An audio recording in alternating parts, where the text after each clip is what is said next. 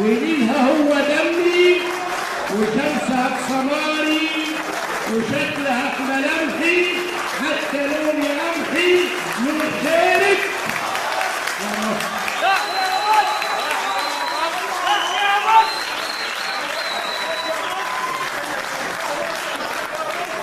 أنا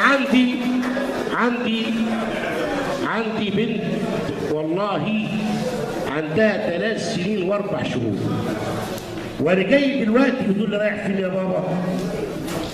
بنت اسمها فرحه، وده اعلان لو اللي عايز يتجوزها ولا حاجه فيما بعد يعني.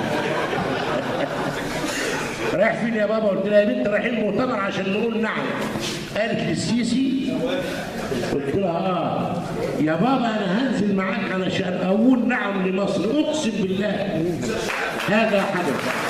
تقول لي يا بابا انا بحب السيسي، انا بحب مصر. عندها والله 3 سنين ونص، ويشهد بهذا الشيخ شعبان اللي قاعد ده، ووصل بيها الجرأة انها تقول لي يا بابا انا هتجوز السيسي. ينفع الكلام ده؟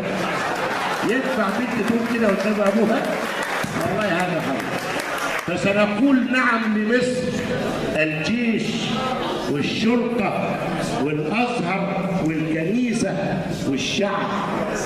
وأذكر وأكرر شكري لهذه الدعوة الطيبة الكريمة من القائمين على هذا المؤتمر، ونبني دائما مصر، ولنا في مصر كل الخير. يكفي أنها ذكرت في القرآن الكريم أكثر من 20 مرة بالتصريح وبالتلميح. تحيا مصر، تحيا مصر، تحيا مصر، تحيا مصر. والسلام عليكم ورحمة الله وبركاته.